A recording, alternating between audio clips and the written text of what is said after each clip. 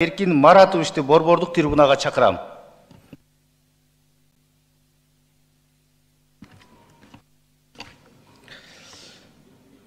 Мен Чечайбаев Эркин Маратович Кыргыз Республикасынын саламаттыкты сактоо министринин кызматына киришип жатып, Кыргыз Республикасынын конституциясын жана мыйзамдарын ыйык сактоого, өзүмдүн милдеттеримди ак ниет жана таза аткарууга жана Кыргызстан элине кызмат кылууга ант берем. Берген антымды бузганым үчүн Кыргыз Республикасынын мыйзамдарына ылайык жоопкерчиликтүү тартууга даярмын.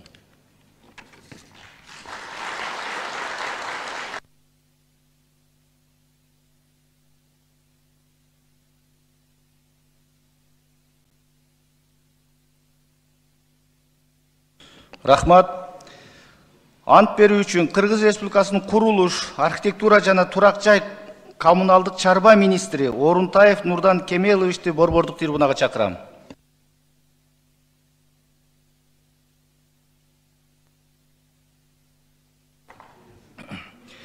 Мен Орунтаев Нурдан Кемелович Кыргыз Республикасынын курулуш, архитектура жана турак жай коммуналдык чарба министринин кызматына киришип жатып, Кыргыз Республикасынын конституциясын жана мыйзамдарын ыйык сактоого, өзүмдүн милдеттеримди ак ниет жана таза аткарууга жана Кыргызстан элине кызмат кылууга ант берем. Берген антымды бузганым үчүн Кыргыз Республикасынын мыйзамдарына ылайык жоопкерчиликти тартууга даярмын.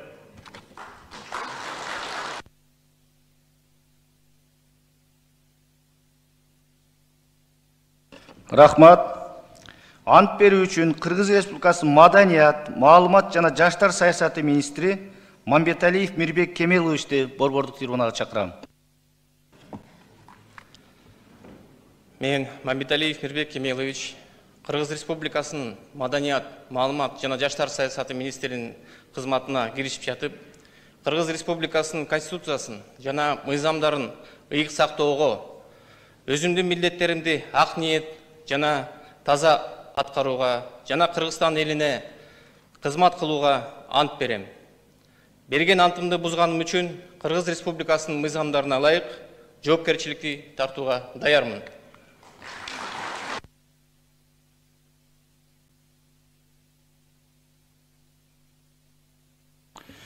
Рахмат. Ант берүү үчүн Кыргыз Республикасынын санариптик өнүктүрүү жана инновациялык технологиялар министри Жамангулов Азамат Саадатбековичти борбордук трибунага чакырам. Мен Жамангулов Азамат Саадатбекович Кыргыз Республикасынын санариптик өнүктүрүү жана инновациялык технологиялар министринин кызматына киришип жатып, Кыргыз Республикасынын конституциясын жана мыйзамдарын ыйык сактоого, өзүмдүн милдеттеримди ак ниет жана таза аткарууга жана Кыргыз элине кызмат кылууга ант берем. Антымды бузган учурда Кыргыз Республикасынын мыйзамдарына ылайык жоопкерчиликти тартууга даярмын.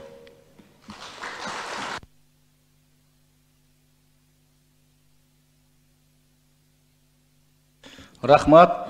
Ант берүү үчүн Кыргыз Республикасынын агартуу министри Кендирбаева Догдургүл Шаршеевнаны борбордук трибунага чакырам.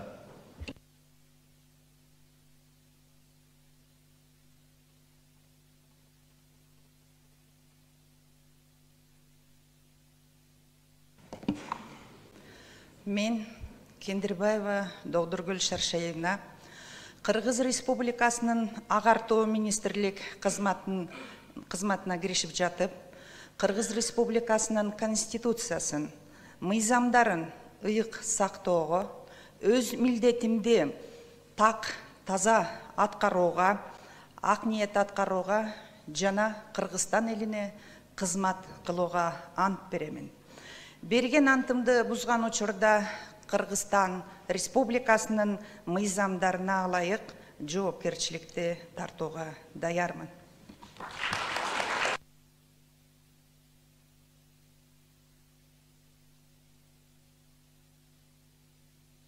Рахмат. Ант берүү үчүн Кыргыз Республикасынын илим, жогорку билим берүү жана инновациялар министри Орозов Бактияр Сайпединовичти борбордук трибунага чакырам.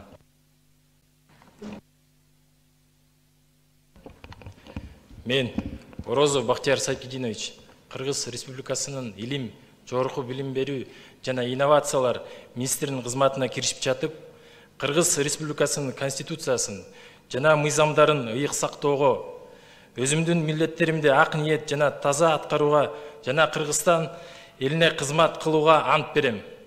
Берген антымды бузганым үчүн Кыргыз Республикасынын мыйзамдарына ылайык жоопкерчиликти тартууга даярмын.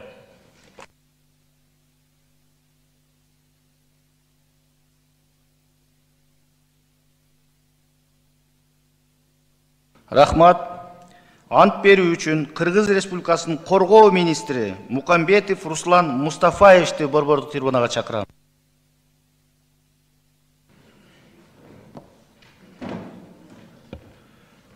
Мен Мукамбетов Руслан Мустафаевич, Кыргыз Республикасынын Коргоо министринин кызматына киришип жатып, Кыргыз Республикасынын конституциясын жана мыйзамдарын ыйык сактоого, өзүмдүн милдеттеримди ак ниет жана таза аткарууга, Кыргызстан элине кызмат кылууга ант берем. Берген антымды бузганым үчүн Кыргыз Республикасынын мыйзамдарына ылайык жоопкерчиликти тартууга даярмын.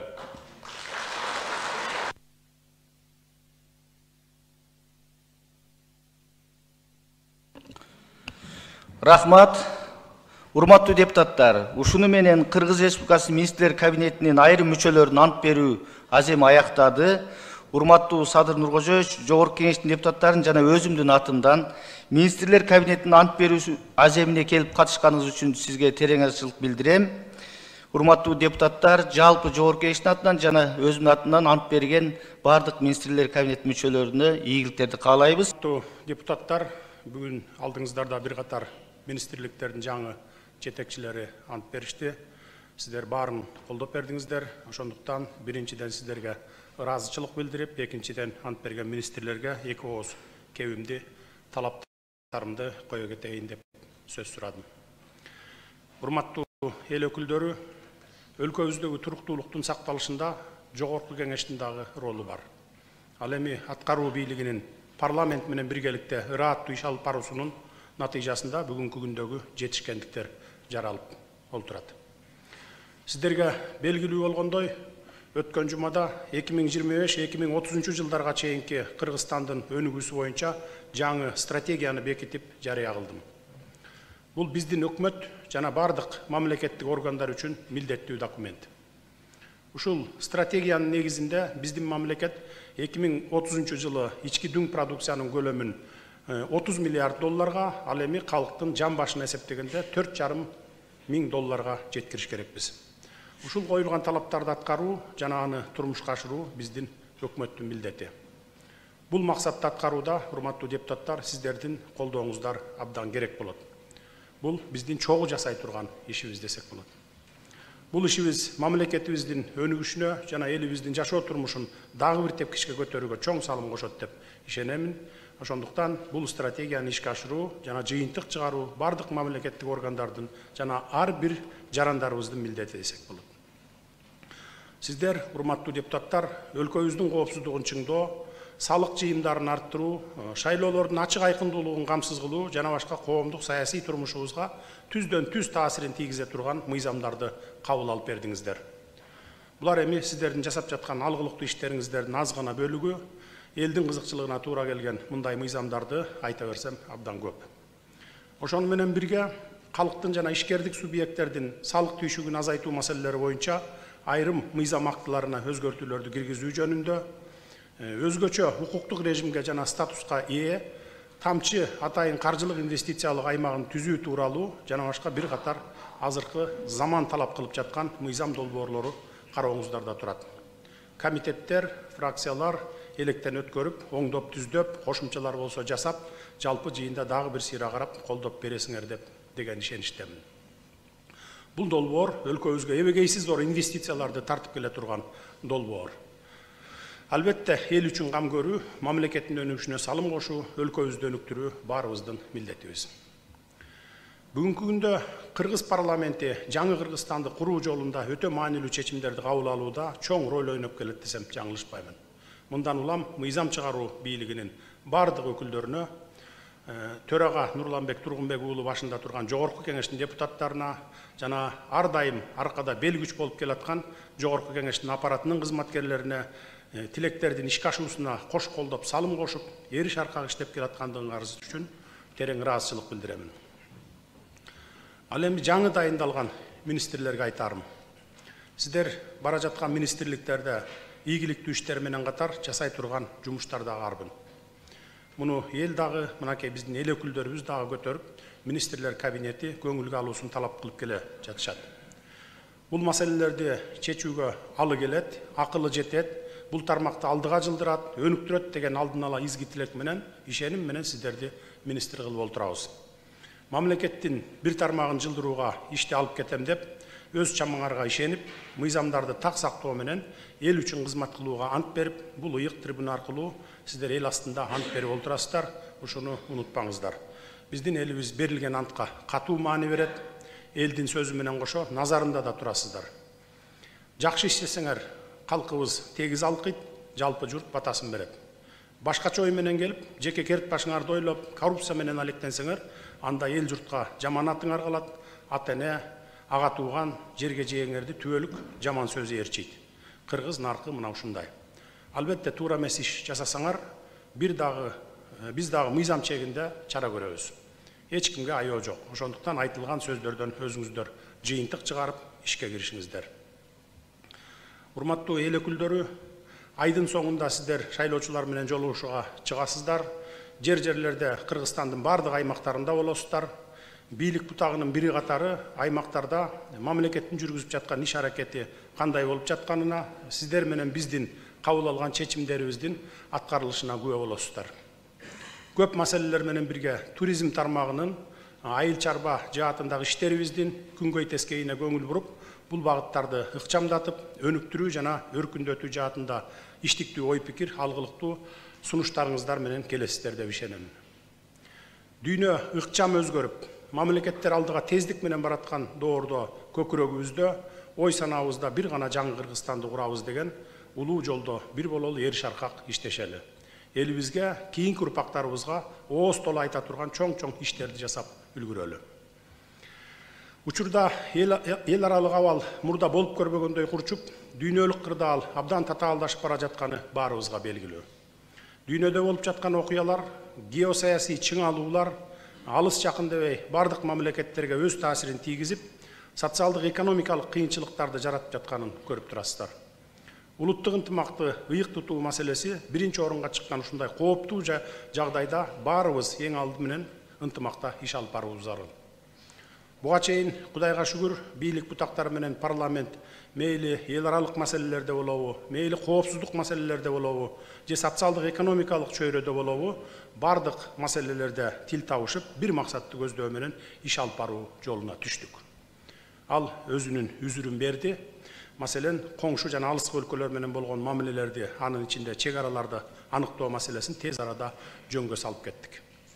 Коңшу мамлекеттер менен мамилелерди оңдоп, чек араларды өз ара пайдалуу негизде жөнгө салууда жогорку кеңештин дагы зор салымы болгондугун ыраазычылык менен белгилеп кетишим керек. Эгерде депутаттардын көпчүлүгү ошол маалда ач кыйкырык жасагандарды, митинг уюштургандарды, жалган маалыматтарды таратып, элдин башын айландыргандарды ээрчип кеткенде, курчуп турган абал Кыргызстанда эле эмес, азыр чатак болуп жаткан өлкөлөрдө эле Борбор Азияда дагы таптакыр башка нукка бурулуп кетмек. Ошондой абалды болтурбоодо сиздердин акыл калчап, жете өлчөп бир кесип чечим кабыл алган сабырдуу депутаттардын эмгегиңиздер зор болду. Мына эми биздин ошол алган чечимибиз бүтүндөй Борбор Азияга түбөлүк тынчтык жана достук алып келди десек болот. Урматтуу депутаттар, соңку 3 жыл бою өлкөбүздүн экономикасы өсүштүн гана үстүндө болуп, ички дүң продукциябыздын өсүшү 9% көрсөткүчтөн төмөндөгөн жок.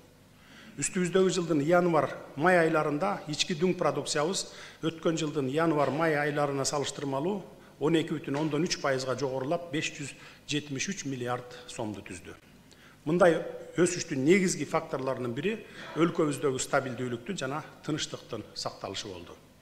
Ошол себептен сырттан келген инвестициянын көлөмү өстү. Келген инвестициялар менен сырттан алынган карыздар келечекте бюджетке күч келтирбегендей болуп, өзү актай турган долбоорлорго жумшап жаткан өзүңүздөр жакшы билесиздер. Анткени ошол алынган ар бир акча ошо сиздер аркылуу парламенттен өтөт. Кылым курулуш аталган кам барата бир кесибиздин Кытай, Кыргызстан, Өзбекстан темир жолунун курулуштары башталды. Ички темир жолубуздун курулушу Кочкорго жакындап калды.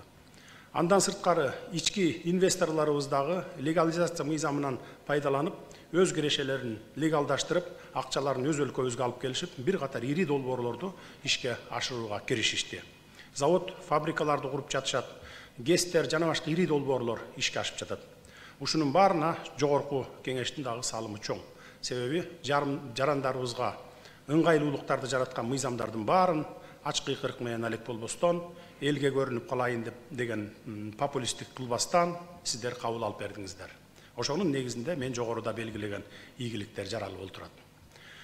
Мындан ары дагы куру сөздөр менен эмес, конкреттүү иштер менен экономикабызды көтөрүү менен сиздер менен биргеликте аракет кыла берели. Дагы бир жолу бардыгыңыздарга ыраазычылык билдиремин. Ишиңер ийгиликтүү болсун. Мамлекетибизде эч нерсеге теңдешсиз болгон тынчтык жана стабилдүүлүк, түбөлүк орноп турсун. Рахмат көңүл бурганыңыздарга. Саламатта болуңуздар. Рахмат, урматтуу президент.